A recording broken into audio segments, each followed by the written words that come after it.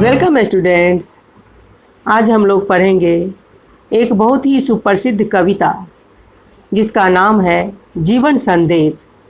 इस कविता के रचनाकार हैं श्री राम नरेश त्रिपाठी जी। श्री राम नरेश त्रिपाठी का जन्म 4 मार्च 1889 ईस्वी को उत्तर प्रदेश के जौनपुर जिले में हुआ था।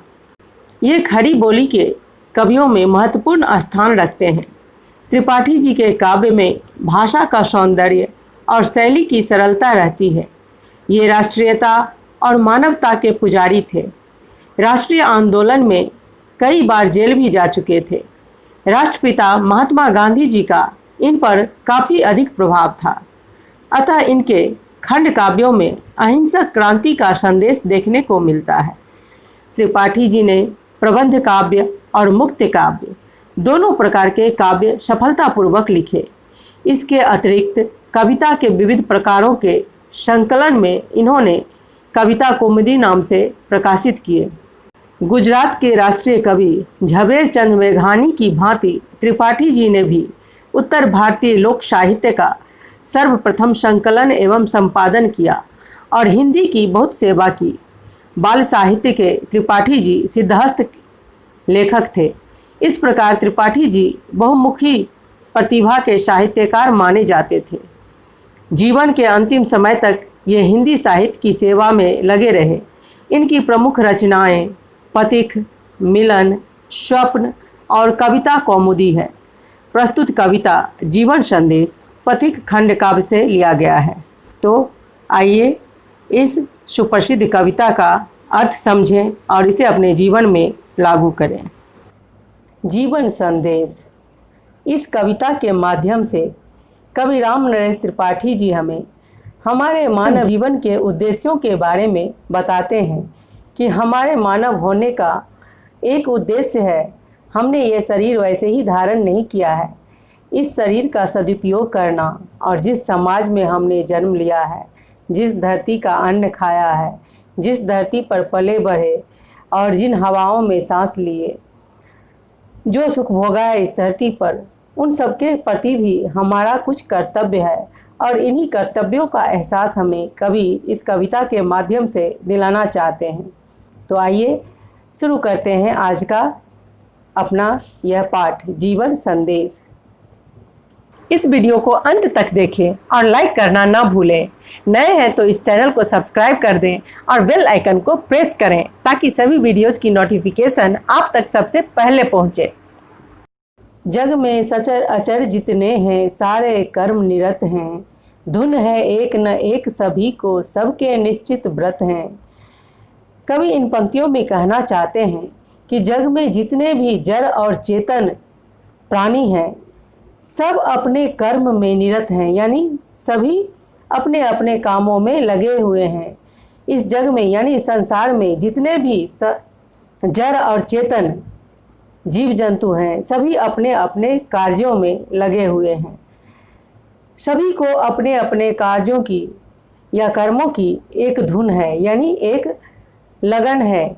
उनके जीवन का एक उद्देश्य है, एक निश्चित प्रण है कि उन्हें अपने कर्म करने हैं।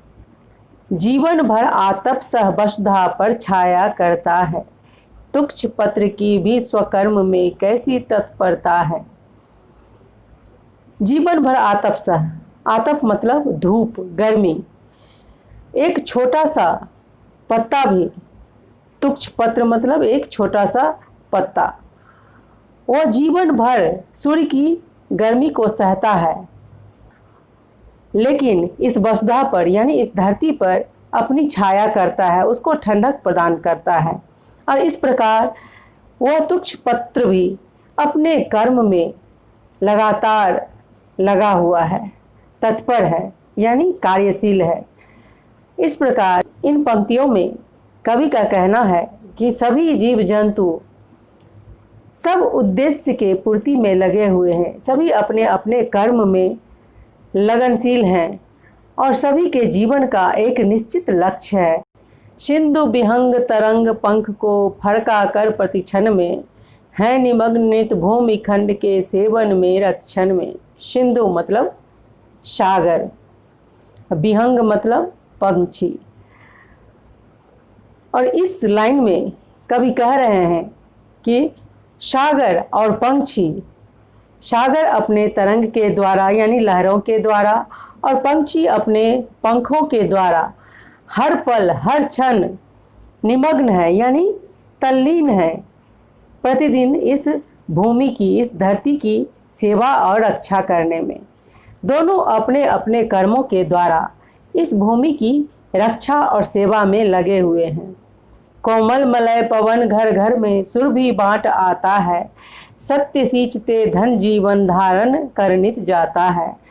और इस पंक्ति में कवि कह रहे हैं कि कोमल मलय पवन जो कि मलयगिरी से बहती हुई घर घर में पहुंचकर, यानी यह मलय पवन चारों तरफ घूम घूम कर घर घर में अपनी सुगंध को बांट रही है, यानी सबको अपने खुशबू से आनंदित करती है, सबके जीवन में सुगंध भर देती है।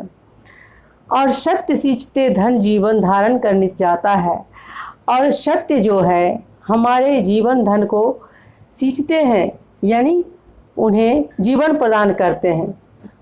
रवि जग में शोभा सरसाता, सोम सुधा बरसाता, सब हैं लगे कर्म में कोई निष्क्रिय दुष्ट न आता। इन पंक्तियों में कवि कह रहे हैं रवि यानी सूर्य जग में यानी संसार में अपनी शोभा बरसाता है, यानी अपनी रोशनी से सारे जग को प्रकाशित करता है। सोम यानी चंद्रमा अपनी शीतलता से, यानी अपने अमृत समान शीतलता बरसाता है सारे संसार पे। और इस प्रकार सूर्य और चंद्र सब अपने अपने कर्म में लगे हुए हैं, कोई भी निष्क्रिय नहीं बैठा है, सब अपने अपने कामों में लगे हुए हैं निरंतर। है उद्देश्य नितांत तुच्छ तृण के भी लघु जीवन का, उसी पूर्ति में वह करता अंत कर्ममय तन का। और कवि कहते हैं कि एक नितांत तुच्छ तृण यानी एक छोटा सा घास का तिनका भी, जिसका जीवन बहुत छोटा होता है, उसके जीवन का भी एक उद्देश्य है और वह उसी उद्देश्य की पूर्ति में प्रतिक्षण लगा रहता है और अपने तन का त्याग कर वह अपने शरीर का अंत कर अपने कर्म को पूरा करता है। यानी एक छोटा सा घास का तिनका भी अपने जीवन के उद्देश्य को समझता है और अपने कर्म की पूर्ति में लगा रहता है। यानी कोई भी प्राणी, कोई भी वस्तु उद्देश्यहीन नहीं है, सबके जीवन का महत्व है और सबके जीवन का एक निश्चित लक्ष्य है और वो लक्ष्य है अपने कर्म की पूर्ति करना, यानी अपने कर्म में लगा रहना। तुम मनुष्य हो अमित बुद्धि बल विकसित जन्म तुम्हारा, क्या उद्देश्य रहित है जग में तुमने कभी विचारा।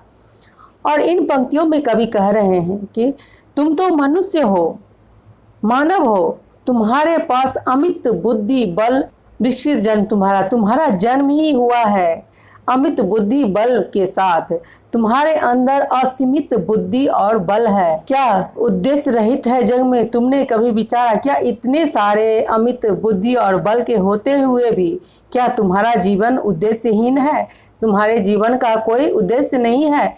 क्या तुमने कभी इस पर विचार किया है, कभी सोचा है कि तुम मनुष्य हो, तुम में अमित बुद्धि बल है, फिर भी तुम्हारे जीवन का कोई उद्देश्य नहीं है। क्या तुम इस बात पर कभी विचार किया है तुमने। बुरा न मानो एक बार सोचो तुम अपने मन में, क्या कर्तव्य समाप्त कर लिए तुमने निज जीवन में। और कवि कहते हैं कि अगर मेरी बात तुम्हें बुरी लगी है तो बुरा ही सही, लेकिन एक बार तुम सोचो कि क्या तुम्हारा जीवन यूं ही उद्देश्यहीन बीत जाएगा। क्या तुम्हारे जीवन का कोई उद्देश्य नहीं है, तुम्हारे जीवन का कोई कर्तव्य नहीं है कि तुमने क्यों इस धरती पे जन्म लिया है, किस उद्देश्य से जन्म लिया है, इस धरती के लिए तुम्हारे क्या कर्तव्य हैं। इसलिए कवि कहते हैं कि अगर तुम्हें मेरी बातों का बुरा लगा है तो तुम बुरा मत मानो, एक बार तुम सोच कर देखो कि तुम्हारा यह जन्म जो हुआ है क्या उसका कोई उद्देश्य नहीं है, तुम्हारे जीवन का कोई लक्ष्य नहीं है। तुम जरूर इस पे विचार करो। जिस पर गिरकर उदर दरी से तुमने जन्म लिया है, जिसका खाकर अन्न सुधासम तुमने नीर पिया है। जिस पर गिरकर उदर दरी से। अब कवि इन पंक्तियों में कहते हैं कि जिस धरती पर तुम माँ के उदर से यानी माँ के गर्भ से जन्म लिए हो और जिस धरती का अन्न खाकर तुम बड़े हुए हो, जिस धरती का सुधासम यानी सुधा मतलब अमृत, असम मतलब समान यानी अमृत के समान, जिस धरती के अमृत के समान नीर यानी जल को पीकर तुमने तृप्ति पाई है, अपनी प्यास बुझाई है, जिस धरती के अन्न खाकर तुम बड़े हुए हो, जिस पर खड़े हुए खेले घर बना बसे सुख पाए, जिसका रूप बिलोक तुम्हारे दृढ़ मन प्राण जुड़ाए। और कवि कहते हैं कि जिस धरती पर तुम खड़े हुए हो, खेले हो, जिस धरती पर घर बनाकर बसे हो और उस घर से सुख पाए हो, जिस धरती से तुमने इतने सारे सुख पाए हैं, जिस धरती का रूप बिलोक कर यानी देख कर तुम्हारे दृढ़ यानी आँखें, मन और प्राण जुड़ाए हैं, तुम्हारी आँखें, तुम्हारी आत्मा और तुम्हारे प्राण संतुष्टि पाए हैं, सुख पाए हैं, क्या उस धरती के प्रति तुम्हारा कोई कर्तव्य नहीं? वह स्नेह की मूर्ति दयामयी माता तुल्य मही है, उसके प्रति कर्तव्य तुम्हारा क्या कुछ शेष नहीं है। हाथ पकड़कर प्रथम जिन्होंने चलना तुम्हें सिखाया, भाषा सिखा हृदय का अद्भुत रूप स्वरूप दिखाया। इन पंक्तियों में कवि कहते हैं कि स्नेह की पूर्ति दयामयी, दयामयी मतलब करुणामयी, ममतामयी, माता तुल्य यानी माँ के समान, मही मतलब धरती, क्या इस माँ के समान धरती माता के प्रति तुम्हारा कुछ भी कर्तव्य शेष नहीं है? हाथ पकड़कर प्रथम जिन्होंने, और जिस धरती माँ ने तुम्हें हाथ पकड़कर प्रथम बार चलना सिखाया, जिस धरती पर तुम बार बार गिरे उठे और संभले, अर्थात जिस पर चलना तुमने सीखा, जिस धरती माँ ने तुम्हें बोलना सिखाया, तुमने अनेक भाषाएं सीखी, और जिस धरती माँ ने तुम्हें तुम्हारे हृदय का अद्भुत सुंदर रूप का दर्शन कराया, क्या उस धरती माँ के प्रति तुम्हारा कुछ भी कर्तव्य नहीं है? जिनकी कठिन कमाई का फल खाकर बड़े हुए हो, दीर्घ देह ले बाधाओं में निर्भय खड़े हुए हो, जिनके पैदा किए बुने वस्त्रों से देह ढके हो, आतप वर्षा शीत काल में पीड़ित न हो सके हो। और कभी इन पंक्तियों में कहते हैं कि जिनकी कठिन कमाई का फल, अर्थात जिस धरती माँ के कठोर परिश्रम का फल खाकर तुम बड़े हुए हो, अर्थात जिसके अन्न खाकर तुम पले बढ़े हो, और तुमने इतनी विशाल यानी दीर्घ देह विशाल शरीर पाया है, जिससे कि तुम मुसीबतों में भी निडर होकर निर्भय होकर खड़े हुए हो, और जिस धरती माँ के द्वारा पैदा किए गए सूत से बने वस्त्रों से यानी कपड़ों से अपने शरीर को ढके हो, और आतप यानी धूप, वर्षा और जाड़े के समय में भी तुम पीड़ित न हो सके हो, यानी तुमने कोई भी दुख तकलीफ नहीं सहा है। क्या ऐसी धरती माँ के प्रति तुम्हारा कुछ भी कर्तव्य नहीं है? क्या उनका उपकार भार तुम पर लवलेश नहीं है? उनके प्रति कर्तव्य तुम्हारा क्या कुछ शेष नहीं है? सतत ज्वलित दुख दावा नल में जग के दारुण रन में, छोड़ उन्हें कायर बनकर तुम भाग बसे निर्जन में। उपकार भार मतलब जिम्मेदारी, लवलेश मतलब तनिक भी, और सतत मतलब लगातार, ज्वलित मतलब जल रही है, दुख दावानल में मतलब दुख की अग्नि में, जग के दारुण रण में, इस संसार के विशाल भयंकर युद्ध में तुमने उन्हें कायर की भांति अकेला छोड़ दिया है और निर्जन में मतलब एकांत में सुनसान में जाकर बस गए हो।